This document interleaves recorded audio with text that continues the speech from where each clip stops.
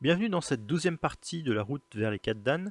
Dans cette partie donc, qui a été jouée dans la ligue hebdomadaire francophone, que je vous invite d'ailleurs à rejoindre si vous avez l'occasion, elle a été jouée contre un joueur français qui habite en Corse et qui n'a pas encore d'Elo Feza mais qui est très fort puisqu'il a le même classement que moi sur 82 jours. Lui aussi est pas loin des 4 Dan et à mon avis il va les avoir.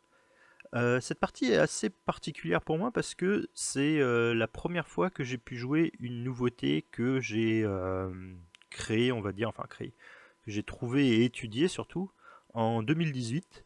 J'ai essayé de la jouer plusieurs fois lors de tournois officiels. Alors à chaque fois c'était contre des forts joueurs japonais qui étaient des joueurs 3 Dan Feza ou plus.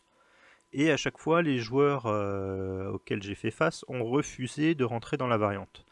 Donc c'est effectivement la première fois en partie, on va dire, qui voulait dire quelque chose, que je peux jouer cette variante. J'avais déjà joué un petit peu ça lors de simultanés à thème que je donnais à Epita donc en 2018 quand j'ai préparé cette variante. Donc dans cette partie, je suis Goté. Mon adversaire donc Spook et SNT et il joue ce coup-là pour ouvrir donc la diagonale du fou, ce qui est classique. Moi je fais la même chose, donc nos deux diagonales sont ouvertes. Il décide de jouer une tour fixe et donc ici je joue la tour centrale. Donc il pousse une deuxième fois, je joue ma tour au centre. Tout ça c'est très théorique et là il me joue ce coup-là qui est le coup principal dans la théorie.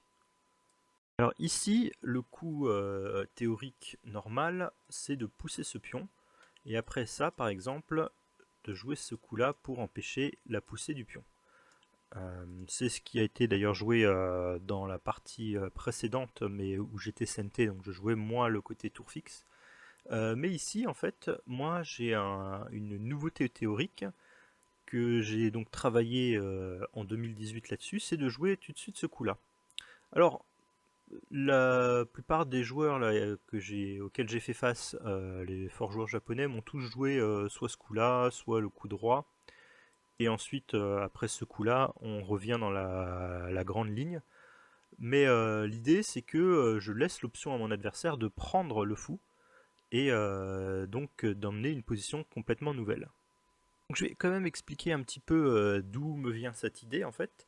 En 2018, donc quand j'ai repris le shogi après près de 3 ans en fait sans jouer, un petit hiatus on va dire de 3 ans, j'ai commencé à réétudier les ouvertures pour trouver des nouvelles choses à jouer et je suis arrivé donc dans cette, enfin j'ai croisé cette idée qui est l'ouverture B33 ou Kaku Sansan.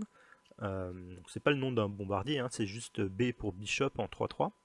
Et l'idée en fait c'est d'essayer d'obtenir une tour opposée après ce coup-là et vouloir effectivement mettre l'or sur cette case-là et par exemple on joue ce genre de coup et si jamais il y a un échange de pions je peux effectivement pousser moi un jour le pion, alors c'est pas tout de suite mais je peux pousser le pion et ensuite parachuter par exemple mon pion ici et essayer de me venger sur cette colonne. Donc cette idée elle existe déjà dans la position fou 33 et moi j'ai donc décidé d'essayer de l'exporter dans une nouvelle position, c'est-à-dire dans la position de tour centrale qu'on a vue. Donc on arrive dans cette position, alors ça ressemble plus ou moins, à part que j'ai effectivement perdu un tempo pour jouer ça. Là mon adversaire a pris, donc c'est le bon coup, et il a décidé de pousser tout de suite. Alors ce coup-là en fait, bon c'est pas le plus dangereux, c'est celui qui justifie plus ou moins ma variante, donc ça me rend un peu heureux. Effectivement, s'il essaie de jouer des coups droits d'abord, c'est un petit peu plus délicat, mais c'est sensiblement encore égal. Donc ici, je prends. Il prend, donc il a réussi à effectivement échanger un pion et il pourrait essayer de venir faire une promotion. Alors, c'est pas une réelle menace en fait, parce que admettons même si je joue un coup qui est pas optimal, s'il fait promotion, je vais jouer ce coup-là, et proposer l'échange des tours, donc ma tour contre son tour qui est promu. Et si par exemple il refuse, je peux moi également faire promotion tour. Donc la position est compliquée ici, mais c'est pas quelque chose qui me dérange parce que je pense que sa tour est plus exposée en fait par exemple le parachutage de fou ici, qui pourrait être embêtant.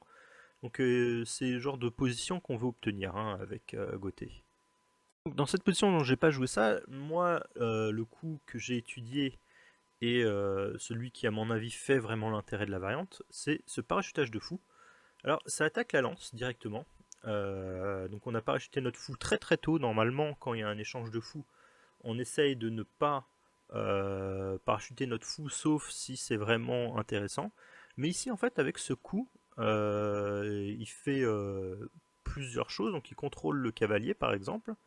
Et en fait l'adversaire va être obligé lui également de parachuter son fou. Soit ici, hop là, plutôt comme ça, soit ici, soit ici. Alors il pourrait le parachuter ici, mais le fou ici est très instable, donc c'est pas réellement une variante intéressante. Et donc mon adversaire fait ça. Et là, au lieu d'échanger les fous, alors ce qui est une possibilité effectivement, je décide de fermer maintenant cette diagonale. Et en fait, la grande idée, c'est que mon fou qui se trouve ici est plus fort que son fou qui se trouve là. Pourquoi est-ce qu'il est plus fort? C'est parce que c'est moi qui ai le plus ou moins le contrôle de la diagonale. Je vais pouvoir pousser et ouvrir cette diagonale enfin, au moment où j'ai envie. Donc ici, par exemple, mon adversaire ne peut pas faire non plus de promotion de tour, parce que s'il fait ça, j'ai toujours ce coup-là hein, qui veut échanger ma tour contre sa tour qui est promue. Donc même par exemple ce genre de coup, ça ne va pas trop pour lui. En plus moi j'attaque ça et mon cavalier qui finalement est déjà monté est plus en sécurité. Donc c'est un souci hein, pour lui cette position. Il ne peut pas faire ça. Et du coup il m'a joué ce coup là qui est le coup normal. Alors ici j'ai plusieurs choses qui sont possibles. J'avais calculé, alors j'avais pris beaucoup de notes hein, sur cette position, donc c'est quelque chose que je connais un petit peu. J'avais calculé que ce coup-là était pas forcément très intéressant. Alors le piège ce serait qu'il prenne et ensuite j'ai cette fourchette. Donc là ce serait complètement perdant pour lui. Mais en fait il pourrait prendre ici, moi je ferais une prise ici, il aurait ça par exemple. Et moi j'ai envie de jouer ce coup là ou parachutage de pion ici. Alors si lui joue un coup qui ne sert à rien, hop, par exemple ici, je pense que ce genre de coup est assez problématique pour lui. Par exemple je peux peut-être jouer même ça. Hein. Et ici peut-être même sans promotion. Faire une fourchette c'est assez problématique. Son fou est... enfin son roi est assez mal. Il y a beaucoup de chances que j'obtienne énormément de jeux hein, ici. Mais c'est pas ce qu'il a fait. Donc si bien sûr si le fou par ailleurs, j'ai encore cette histoire de fourchette. Donc ça c'est un peu une menace. Mais en fait il peut tout simplement parachuter lui son pion. Et sur cavalier là, il va me jouer ça. Et en fait c'est pas si fantastique que ça. Même si je prends là, là il peut éventuellement faire la promotion, donc c'est pas la variante la plus critique on va dire pour Gauthier, donc je vais pas jouer ça. Ici donc à la place de pousser, j'ai joué le coup qui est un peu le plus dangereux je pense, c'est proposer l'échange des tours maintenant. Alors il y a plusieurs choses qu'il faut voir. Si l'échange des tours c'est un coup, mais cette position est un petit peu désagréable pour lui. Tout simplement, bon, s'il joue un coup par exemple pour faire son château, moi je vais pouvoir jouer ici et menacer effectivement le cavalier. Alors si par exemple il protège le cavalier, en plus je peux toujours mettre un coup de pion. Donc il a vraiment des faiblesses ici et moi j'en ai pas en fait. Une des possibilités peut-être ce serait d'essayer de jouer ça, donc pour faire une fourchette. Mais là encore une fois, je pense que ce coup-là est complètement ok pour moi. Donc s'il prend la lance, moi je prends le cavalier et j'ai encore cette lance qui est attaquée. Donc moi mon cavalier est encore une fois en sécurité parce il a avancé. Donc c'est quand même une des choses un petit peu rares hein, que ce cavalier qui avance soit plus en sécurité que s'il était sur sa case d'origine. Mais ici c'est bel et bien le cas. C'est pour ça que mon adversaire a décidé de ne pas échanger. Donc après ce coup-là, il a parachuté le pion, donc c'est le seul coup pour ne pas échanger, parce que sinon prendre le pion c'est pas possible non plus, hein. Donc le seul coup c'est ça. Et moi au lieu de revenir ici, je joue le coup qui est vraiment l'idée principale, c'est ça. Et je vais essayer de prendre pour cible ce pion. Alors avec l'or qui va venir m'aider et essayer de prendre ce pion. Donc théoriquement, normalement, dans ce genre de position, je vais le gagner ce pion, hein. Il n'est pas réellement défendable. L'autre chose qu'on peut voir, c'est que s'il prend là, moi je prends là, et il y a toujours les mêmes soucis sur la colonne qui m'appartient maintenant. Donc la suite de la partie, il a joué ce coup-là. C'est un coup que je connaissais pas, moi je crois que j'avais déjà vu ce genre de choses. Ou bien ce coup-là d'ailleurs pour essayer de justement défendre le cavalier et cette case, qui prépare en fait l'échange des pions. Donc ici c'est quelque chose d'assez nouveau, donc moi je joue, hop là, mon coup qui est tout à fait normal pour venir attaquer le pion. Et là mon adversaire trouve un coup que je connaissais pas, c'est ça. Alors c'est assez intelligent parce que si je prends par exemple ce pion, il va prendre ici. Et si je prends la tour par exemple, il va prendre la mienne. Donc là j'ai un général de moins, donc ça va pas. Et si je prends là, il va jouer ça. Et là du coup il a échangé son fou contre deux généraux. Plus il a le dragon. Et le dragon va me faire mal je pense, parce qu'il va peut-être jouer ici et attaquer ma tour et puis menacer pas mal de choses. Donc c'est très déplaisant cette position. Je ne peux pas jouer ça. Donc ici par contre, donc je réfléchis un petit peu ici parce que c'est la position nouvelle on va dire pour moi. Hop là, ici. Et j'ai trouvé une suite qui est assez intéressante. Alors j'ai joué ce coup là qui maintenant attaque la lance. Donc il peut pas vraiment défendre ça. Enfin, il peut pas par exemple prendre le pion parce que je pense que ça serait largement supérieur pour moi. Et donc ici, il a décidé de fermer la diagonale grâce à ce général d'argent.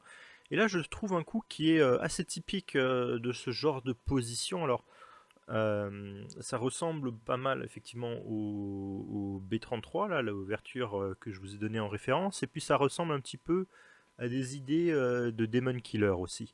Et du coup, c'est ce cavalier-là. Donc j'ai deux personnes qui attaquent là. Encore une fois, la prise n'est pas possible à cause de cette fourchette. Hop là. Donc c'est un souci. Et donc là, normalement, je vais réussir à récupérer en fait du matériel, hein. S'il défend tout simplement, je pense que la prise est plutôt bien pour moi. Parce que je peux à la fin mettre un coup de pion. Donc là c'est assez dérangeant pour lui parce que si il recule, il y a à nouveau la fourchette. Et si du coup il avance pour essayer de contrer, j'ai au moins ça. Donc je regagne l'or et puis je fais un token. Ça m'a l'air très très supérieur pour moi, ce genre de position. Donc à la place ici, il décide de jouer ce coup-là, donc qui attaque le cavalier, mais je vais récupérer donc le général d'argent contre deux pièces, et le roi va être probablement centralisé, donc je fais prise avec le cavalier. Bon, ça changeait pas grand-chose que je prenne avec le pion, je pense. Il prend avec l'argent, je fais token. Alors il pourrait s'enfuir, mais du coup j'aurai un token, donc c'est quand même très bien. Donc il prend ce token, mais là le roi est quand même vraiment centralisé. Le mien va pouvoir aller se cacher dans son château quand il y aura besoin. Et là c'est un peu un souci. Donc ici par contre j'ai réfléchi pas mal de temps. Est-ce que je peux l'embêter alors avec peut-être des parachutages de pions? C'était une des options que j'ai envisagées. Peut-être pour le faire venir encore plus dans le centre. Euh, mais donc l'idée, oui, l'idée ce serait effectivement peut-être si je fais ça, donc s'il s'en va, j'ai peut-être minimum ça qui m'a l'air ok. Euh, mais j'ai peut-être d'autres choses à faire aussi. Par exemple, s'il prend, je peux essayer peut-être d'échanger les tours. Alors pour essayer de mettre la tour ici, c'était une des options. Mais j'ai décidé de faire autre chose. J'étais plus matérialiste ici. J'ai joué ce coup-là, donc qui en fait va normalement gagner un petit peu de matériel. et qui empêche plus ou moins le roi d'aller se cacher de ce côté-là, en tout cas avec tous ses défenseurs, parce que je vais en éliminer quelques-uns. Ce qu'il pourrait faire, c'est prendre tout simplement, mais j'aurais au moins le fou promu. Donc ça, peut-être, c'était une option hein, qu'il avait, euh, mais c'est quand même un souci. Je pense que je peux jouer ça, par exemple. Et ce coup-là est pas vraiment possible parce que j'ai la tour qui défend. Donc c'est quelque chose auquel, bon, c'était intéressant, donc peut-être ce genre de choses. Euh, mais il y a aussi, ah oui, ce qu'il faut voir aussi, c'est que ce genre de coup, il y a toujours cavalier ici qui fait fourchette. Donc c'est quand même une position qui est désagréable pour lui ici, hein. Ici, il n'a pas pris. Il a joué ce coup qui est pas mal. Pour le coup, c'est offensif. Euh, Qu'est-ce que ça menace? Bah, tout simplement en fait de venir, pardon, de venir avec le pion faire un token qui est très proche du roi, donc c'est vraiment un problème. Donc j'ai pas réellement le temps, enfin j'ai pas envie de prendre quelque chose et lui laisser cette position parce que ça peut être vraiment problématique pour moi ce genre de choses. Donc dès que je vois ce coup de pion ici, je joue quelque chose qui est très classique et auquel il faudrait, si vous êtes joueur débutant, auquel vous devrez toujours penser. Quand l'adversaire met un coup de pion ici qui est prêt à faire un token, il faut, si c'est la possibilité, de faire un coup de pion qui protège la case et donc de garder un statu quo hein, sur cette case. C'est normalement le coup auquel il faut toujours penser si c'est possible après ce genre de parachutage de pion. Donc ici, bon, moi j'ai pas réellement réfléchi énormément hein, dans cette position. Dès que j'ai vu ce coup de pion, mon coup de pion défensif est plus ou moins un automatisme. Donc là, mon adversaire joue ce coup-là. Alors, c'est assez menaçant quand même. Il commence à avoir du jeu un peu partout. Moi, par exemple, je peux pas prendre ce pion parce que je pense que l'adversaire peut jouer ça. Et si je reprends et qu'il fait promotion, il a récupéré encore une fois deux généraux pour la pièce lourde, donc le fou. Et en plus, il a fait une promotion de la tour. Alors peut-être que ça va encore parce que mon roi se met à l'abri. Mais c'est quand même le genre de variante qu'on a envie d'éviter hein, si c'est possible. Donc je dois faire attention à ça et donc je peux pas prendre le pion. Alors moi au début j'avais un petit peu peur de ça. Par exemple si je joue un coup droit, j'avais un petit peu peur de ça, mais en fait ça va parce que le fou protège, hein. Donc c'est ok. Euh, il faut faire un petit peu peut-être attention, par exemple moi hop là, donc je pensais à, par exemple coup de roi, s'il prend, je prends par exemple, et il me fait ce coup là, donc je vais prendre soit le cavalier, soit la lance, mais plus le cavalier parce qu'encore une fois j'ai cette espèce de fourchette qui est dangereuse, et là peut-être jouer ça par exemple. Donc ça c'est une possibilité effectivement. Si je prends la tour, il a encore cette espèce de sacrifice. Si je prends de l'or, c'est encore pire parce qu'il a ça, mais en plus il va récupérer au moins la tour contre le fou. Donc c'est des choses qui sont un petit peu dérangeantes. Bah après je pense que j'ai quand même du contre-jeu avec surtout le parachutage de cavalier ici qui va également gagner un général d'argent et mon roi qui est quand même un peu plus à l'abri. Mais je dois faire quand même un petit peu attention dans ce genre de position. Donc, ici, moi, j'ai pris le cavalier, donc qui menace effectivement de faire la fourchette. Donc là, mon adversaire joue ça tout de suite, qui est à mon avis un bon coup. Et ici, j'ai pris la lance. Alors c'est peut-être un petit peu gourmand. Faut peut-être commencer à mettre son roi à l'abri pour éviter justement là tous les problèmes. Donc j'ai pris la lance. C'est peut-être pas un coup optimal. Et là, ensuite, il m'a joué ce coup-là. Et là, effectivement, je commence à avoir des soucis hein, dans cette position, alors qui est quand même un peu supérieur pour moi encore. Mais il faut que je fasse très attention parce que si je joue un coup qui ne sert à rien, par exemple ça, j'ai ce coup-là, donc sans promotion, qui est vraiment dérangeant. Par exemple, il pourrait prendre ici et il pourrait prendre là. Et ce coup-là, enfin cette position-là est un peu embêtante. Alors bon, il y a la possibilité de faire un token, mais il a aussi la possibilité de parachuter la tour et d'attaquer l'or. Donc tout ça, c'est un petit peu dangereux. Alors moi, j'aurais peut-être de l'attaque aussi, mais c'est une position quand même qui est assez risquée ici, hein. J'ai joué un autre coup, alors c'est pas le coup le plus fort que j'ai joué ici. J'ai joué ce coup de pion. Alors le meilleur coup apparemment c'était de venir ici. Et d'ailleurs une autre chose aussi à noter ici, donc, il menace effectivement ça, il menace plus ou moins ce coup-là, mais c'est pas une réelle menace en fait. Par exemple, bon, si je joue un coup qui sert à rien et qui me joue ça pour faire la fourchette, en fait je suis assez content de pouvoir venir ici et puis de donner finalement cet argent contre un cavalier, parce que mon roi commence à se mettre loin du danger. Donc c'était quelque chose d'important, mais en fait le mieux quand même ici, ça aurait été de jouer ce coup-là, parce qu'effectivement, alors j'ai joué ce coup-là qui a l'air plus... Enfin moi je pensais qu'il était bon. Je me suis dit bah je vais tout simplement chasser la tour, alors soit elle va revenir à sa place, et du coup là j'aurai du temps peut-être pour commencer à me défendre, alors peut-être comme ça, euh, ou peut-être justement mettre le roi, et ça m'avait l'air ok ici. Mais ici, mon adversaire a trouvé un très fort coup que j'avais pas vu. Et c'est le sacrifice de fou. Et en fait, effectivement, il a pas mal d'attaques. Donc je suis obligé de prendre avec la tour. Parce que si je prends avec le roi, enfin avec l'or, j'ai cette fourchette justement roi-or. Et là, c'est quand même assez déplaisant, hein.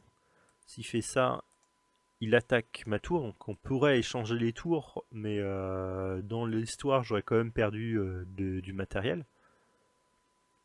Donc je suis obligé de prendre avec la tour, c'est ce que j'ai fait. Et là j'ai eu pas mal de chance, il s'est trompé, et bon il m'a dit dans le chat, bon, il était pas content de son coup, et c'est vrai que c'est... alors ce coup là non est nécessaire parce qu'effectivement la tour est en l'air, donc c'est un coup après, donc moi je reprends. Et ici, je pense que ce qui est très fort pour lui, c'est de jouer Tolkien ici. Et donc c'est un souci parce que il attaque deux pièces. Donc si je prends ce qui a l'air logique, il a effectivement cette fourchette à nouveau. Et là, c'est un petit peu compliqué, cette position. Je pense pas être moins bien spécialement, mais c'est plus ou moins égal, hein, je dirais ici. Alors que là, il s'est trompé, lui, il a joué ça directement, et donc là, j'ai pu prendre, et il m'a joué ça maintenant. Alors, bon, la tour, à mon avis, va quand même être perdue, mais en fait, je récupère quand même pas mal d'initiatives, et j'ai récupéré le cavalier, hein, donc ce cavalier en plus, c'est toujours un avantage d'avoir un cavalier en plus.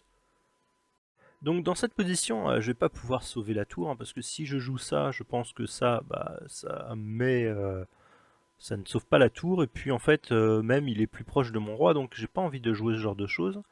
Je pensais pour l'instant à essayer d'attaquer. Alors moi j'ai choisi ce coup là qui attaque effectivement un général d'or. Alors ça me permet également, au début je pensais à ça, hein, effectivement que le général d'or allait être sauvé par exemple, et que je pourrais peut-être jouer ça. Alors c'est pas réellement top parce que je pense qu'il a encore ce coup là, alors j'ai ça. L'idée, c'est que effectivement, il va sacrifier un argent contre la tour, alors que sinon c'est un pion promu. Donc un pion promu, c'est vraiment très faible. Ça me fait récupérer qu'un pion, alors que si je peux récupérer un argent, c'est mieux.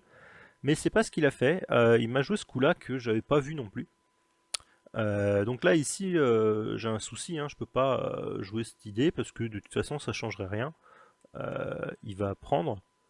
Et puis il va quand même jouer ça, donc je ne sauve absolument pas ma tour, enfin en tout cas je ne le force pas à parachuter l'argent, donc ça sert à rien. Donc j'ai pris, je pensais qu'il prenait avec le roi moi au début, et du coup je me suis dit que j'avais au moins, hop là, ma tour qui pouvait venir ici, donc ça pourrait éliminer là le token et puis faire un dragon en défense, c'est ce que j'ai essayé de faire.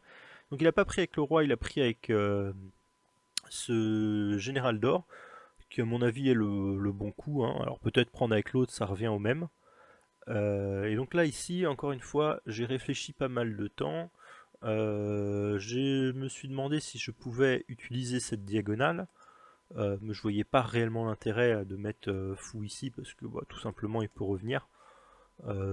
Puis récupérer le pion, ça m'intéresse pas tant que ça. Alors il pourrait, remarque, s'il vient là, j'ai encore ce tour là, donc ça va pas trop.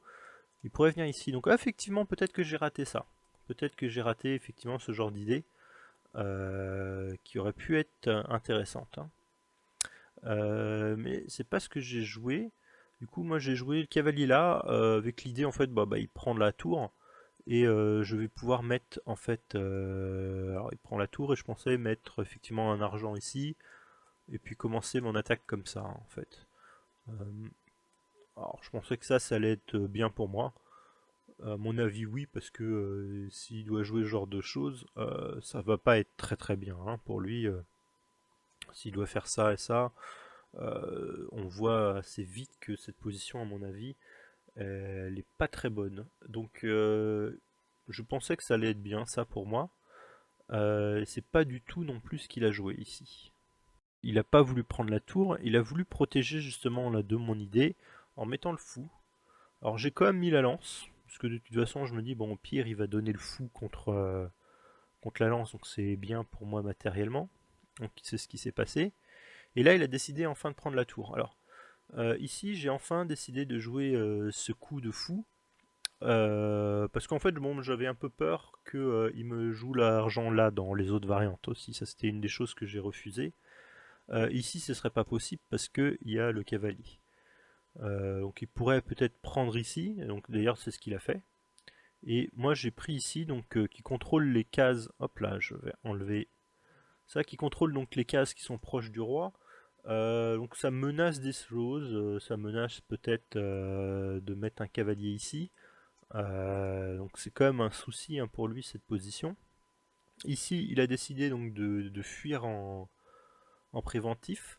Et j'ai joué ce coup-là, donc qui l'empêche de revenir sur les cases qui ont l'air importantes, et puis en plus qui contrôle cette colonne parce qu'il pourrait aussi essayer de s'enfuir par là. Et ici, il m'a joué ce coup-là, qui est pas mal. Alors oui, l'autre chose, c'est que ici, je pense que je menace Tsume, hein, par exemple, si on me fait jouer un coup qui sert à rien. Je pense qu'avec échec ici, je dois avoir Tsume. Alors par exemple, s'il vient ici, j'ai un échec là et il est obligé de prendre et j'ai par exemple un Tsume comme ça. Et donc si il vient plutôt ici, là j'ai aussi normalement un Tsume ici avec le sacrifice de tour. Parce que je contrôle encore cette case et je contrôle cette case, donc il a deux cases de fuite qui sont contrôlées. Donc par exemple ça fera Tsume également. Donc je pensais à menacer pas mal de Tsume. Alors effectivement, le coup de cavalier là, ça va être important. Donc si je le jouais trop vite aussi, je pense qu'il peut tout simplement venir ici et puis peut-être se cacher par là. Donc ça m'intéressait pas trop. Donc c'est pour ça que j'ai fait d'ailleurs la tour ici d'abord. Il a joué ça et donc j'ai joué cavalier là. Et là, il n'a pas vu, il a essayé de jouer ce coup-là. Il n'a pas vu qu'il était en échec. Bon, il était en byoyomi, dans la position qui est un petit peu compliquée. Mais bon, il aurait pu peut-être me jouer ça, hein, quand même. Et je pensais par exemple peut-être mon cavalier faire une attaque comme ça. Mais c'est pas non plus gravissime, hein, je pense. Je pense obtenir cette position. Donc je pense que je suis encore gagnant parce que moi, mon roi a une possibilité de fuite qui est relativement importante. Je me suis dit que j'allais peut-être pouvoir jouer ça et menacer du coup pas mal de choses, par exemple cavalier là qui ferait mat, enfin pas mal de choses. Donc je pense que j'étais quand même gagnant malgré que la partie elle arrivait à terme avant vraiment la conclusion, mais je pense quand même que j'étais gagnant à la fin. Donc voilà, donc c'était la première fois que j'ai pu jouer vraiment cette nouveauté. J'espère que bah, ça vous a appris quand même des choses et je vous conseille de la jouer. En tout cas, ce coup, voir si vous arrivez à piéger vos adversaires, à rentrer dans ce genre de variante où il y a effectivement vraiment des problèmes, hein, pour CNT.